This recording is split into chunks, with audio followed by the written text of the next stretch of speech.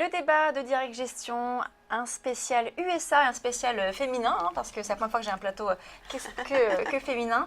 Donc avec vous, Virginie Robert, donc présidente de Constance Associés, et Julie Jourdan, donc gérante chez Manzartis. Bonjour. Alors donc, je précise, oui, que je vous remercie de venir parce que vous avez la voix totalement... un petit peu rauque. Un petit peu rauque, voilà, vous êtes un peu malade et donc je vous remercie. Donc il va falloir bien vous rapprocher du micro pour qu'on vous entende. Donc on va d'abord parler d'un point de vue macroéconomique, donc des États-Unis. On en parlait tout à l'heure avec vous ce matin, le PIB qui a été décevant. On va revenir sur tous ces éléments-là. Moi j'aimerais connaître un petit peu les causes de cette décélération et surtout parce que on a quand même, les États-Unis sont le moteur de l'économie mondiale. Donc la question qui va se poser d'abord, est-ce que ce sont des causes pérennes ou au contraire, bon, comme on en parlait de la saisonnalité, je reviens vers vous Virginie, revenir un petit peu sur ces causes de cette décélération. Il y a un point, on a évoqué ces causes, le pétrole, le dollar évidemment qui est fort, qui a impacté donc les exportations.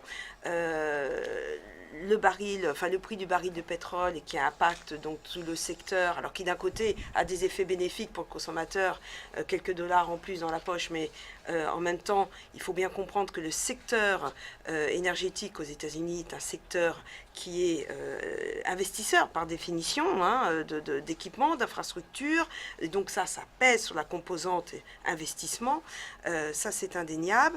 Les causes à plus court terme, on a vu la météo, évidemment la grève dans les ports sur la côte Est, mais ce qu'il faut bien voir aussi d'une façon générale, ne l'oublions pas, c'est qu'au cours de ces 2 dernières années, je dirais que les États-Unis ont fait un peu cavalier seul. On a vu que la Chine était toujours en croissance, mais quand même une croissance moins forte. L'Europe, évidemment, n'était pas au mieux de sa forme. Les pays émergents, bon, sur certaines zones, le Nikkei, le Japon qui était toujours aux prises, je dirais, avec ces sujets qui lui sont propres.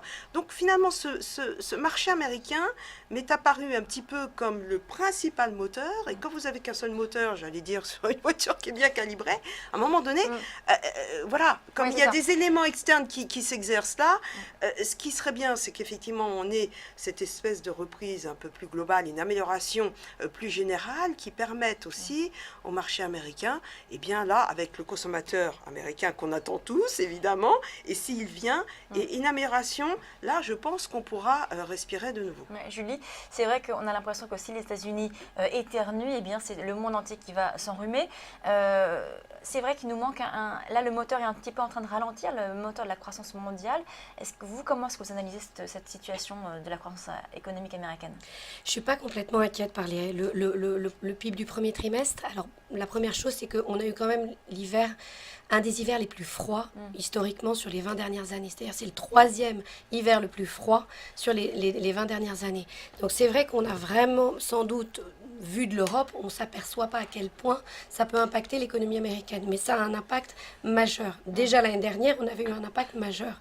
Donc cette fois-ci, on a à la fois un climat qui est extrêmement dérangeant pour l'économie. On a des grèves dans les ports qui sont très perturbantes pour les approvisionnements. Donc c'est vrai qu'on a ce cumul d'éléments qui est totalement défavorable. L'autre élément, c'est que le premier trimestre, traditionnellement, ce n'est pas un trimestre qui contribue beaucoup à l'activité américaine en général.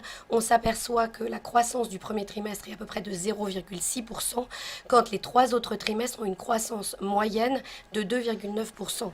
Donc il ne faut pas s'arrêter uniquement au premier trimestre comme un indicateur de réalité d'activité économique. Je pense qu'on a un premier trimestre qui effectivement est décevant. Là, il n'y a rien à dire.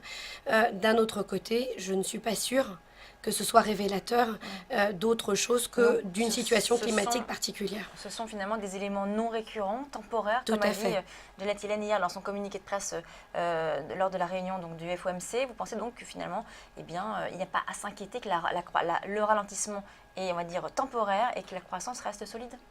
Je pense qu'on n'a pas à s'inquiéter dans l'immédiat. Il est vrai que dans les publications de résultats, on s'est aperçu de l'impact du dollar. Et là, c'est vrai qu'il va falloir être très attentif.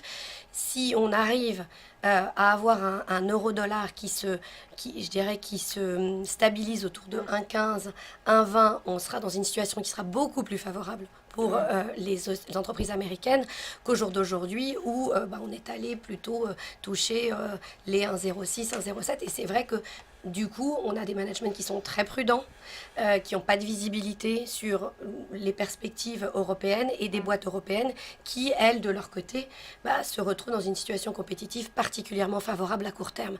Donc je ne suis pas sûre que ce mouvement sur le dollar ne soit pas terminé. À mon avis, on est plutôt en train d'essayer de trouver un point d'équilibre qui devrait peut-être être autour d'un 15 dans un premier temps, et auquel cas, ça sera effectivement une bonne nouvelle pour les entreprises. Si ça n'est pas le cas, si on s'approche de la parité, là, il faudra effectivement être attentif, poursuivre, être extrêmement sélectif et plutôt de manière domestique, être plutôt investi sur les valeurs américaines. Mais aujourd'hui, on est un petit peu dans cette attente de savoir, justement, d'avoir un peu plus de visibilité sur ce taux de change qui a quand même impacté à hauteur de 1% le PIB ce trimestre. Donc ça a été un impact beaucoup plus important qu'on ne pouvait l'identifier a priori.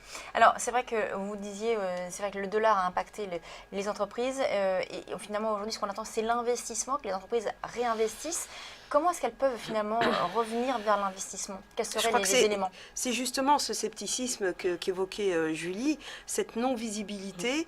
Alors, il faut bien comprendre que l'économie américaine, sur le taux de change, alors, il y a un impact, ça c'est clair, mais peut-être qu'elle est peut-être moins sensible quand même que certaines autres économies. Donc ça, c'est plutôt le bon point. C'est que c'est quand même une économie qui peut marcher, je ne vais pas dire en vase clos, mais qui a cette bonne, entre guillemets, indépendance. Bon, donc ça c'est bien. Mais c'est vrai que si on a un dollar, et on le disait, finalement le marché se régule de lui-même, on est à 1,10, 1,11 sur l'euro-dollar, finalement c'est plutôt bien. Bon, maintenant, les entreprises, qu'est-ce qu'elles ont... Alors, s'agissant des entreprises cotées, on s'aperçoit d'une chose, et il y a pas mal d'études qui sont sorties, c'est que ce retour, cette création de valeur pour l'actionnaire est extrêmement importante. Donc aujourd'hui, les entreprises, elles ont à cœur évidemment de préserver les marges, mais aussi de faire plaisir aux actionnaires. Et qu'est-ce qu'elles ont fait?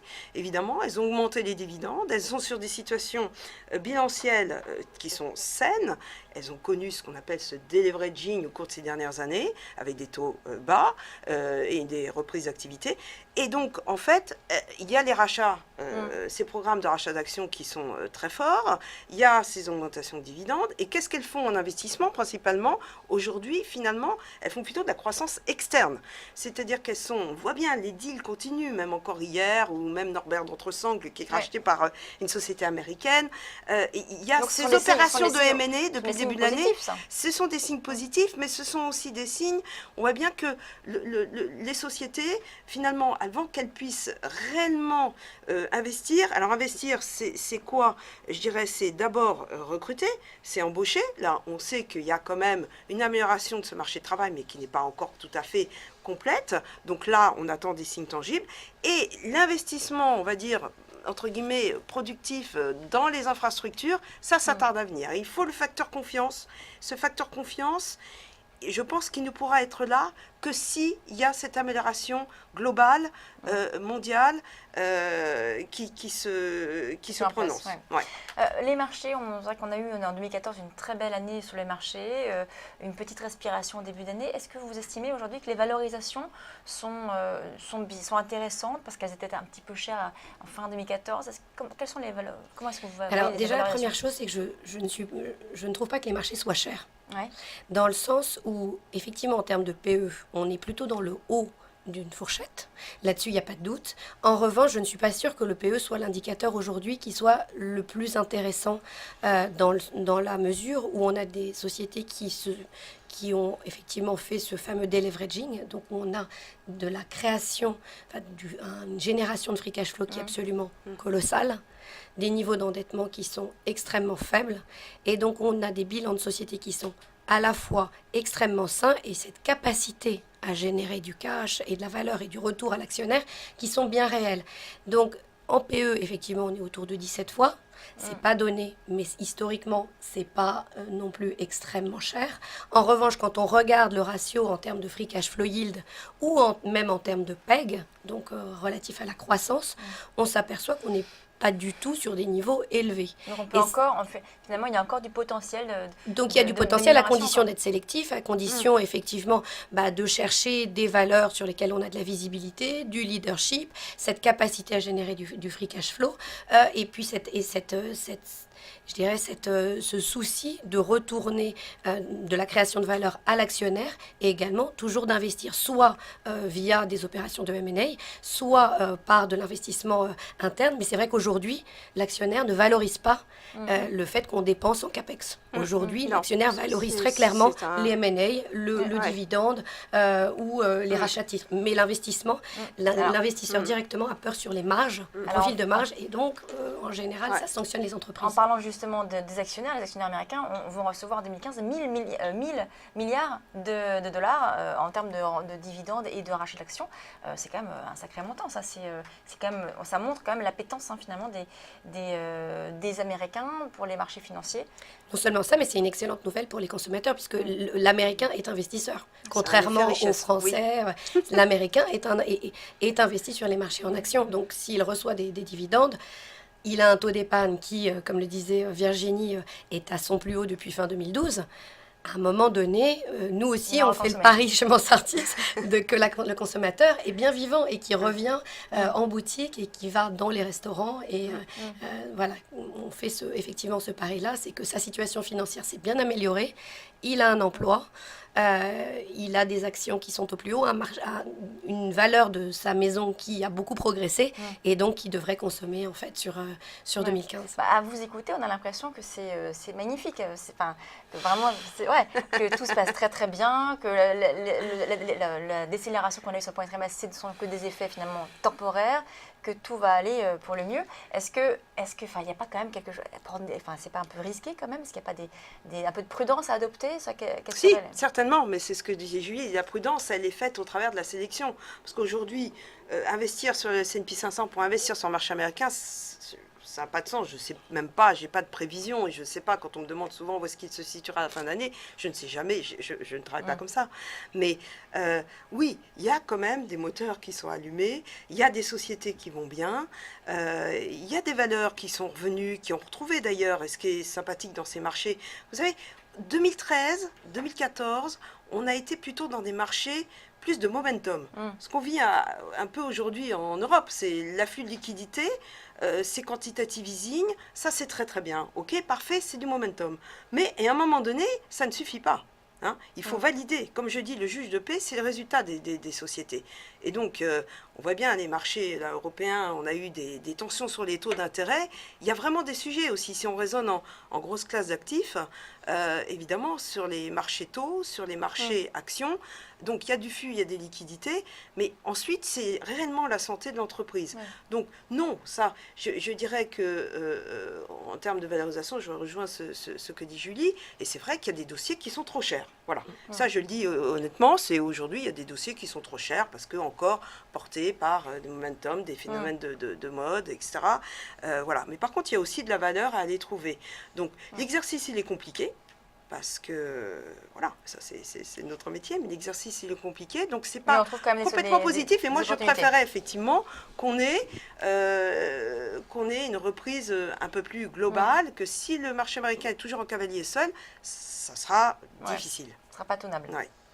L'autre élément de prudence, je pense, c'est vraiment l'évolution du change. Je pense qu'à un moment donné, c'est vrai que ça va être un élément qui va être déterminant pour la performance, en tout cas du marché dans sa globalité. Mais comme le dit Virginie, aujourd'hui, le marché dans sa globalité, ça n'a pas véritablement de sens de l'évoquer comme ça. C'est véritablement essayer de déceler les valeurs les sociétés, les managements qui font la croissance de demain, qui innovent, qui investissent, qui rencontrent le consommateur parce qu'ils ont pris les bonnes décisions. Et bien, on va parler justement de ces valeurs-là, de ces sociétés que vous privilégiez, vous, chez Mansartis et chez Constance Associés, tout de suite après une page de publicité.